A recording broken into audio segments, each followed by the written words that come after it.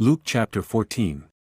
And it happened that as Jesus entered the house of a prominent Pharisee to share a meal on the Sabbath, they closely observed him. Before him, there was a man suffering from dropsy. Jesus addressed the lawyers and Pharisees, asking, "Is it lawful to heal on the Sabbath?" They remained silent. So, he took hold of the man, healed him, and sent him on his way.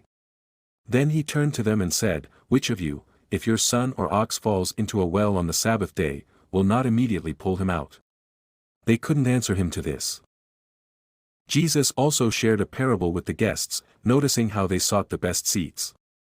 He told them, "When you are invited to a wedding feast, do not sit in the place of honor, for someone more distinguished than you may have been invited. The host who invited both of you will come and say, 'Give this person your seat.' Then, with embarrassment, you will have to take the lowest place. Instead, when you are invited, go and sit in the lowest place so that your host may say to you, 'Friend, move up to a better place.' Then you will be honored in front of all the other guests. For all those who exalt themselves will be humbled, and those who humble themselves will be exalted." He also said to the host, "When you give a luncheon or dinner, do not invite your friends, your brothers or sisters, your relatives, or your rich neighbors. If you do, they may invite you back, and so you will be repaid. But when you give a banquet, invite the poor, the crippled, the lame, and the blind. You will be blessed because they cannot repay you, for you will be repaid at the resurrection of the righteous." One of the guests at the table, hearing these words, exclaimed, "Blessed is the one who will eat at the feast in the kingdom of God." Jesus replied with a parable. A certain man was preparing a great banquet and invited many guests. At the time of the banquet, he sent his servant to tell those who had been invited, "Come, for everything is now ready." But they all began to make excuses. The first said, "I have just bought a field, and I must go and see it. Please excuse me." Another said, "I have bought 5 yoke of oxen, and I'm going to try them out. Please excuse me."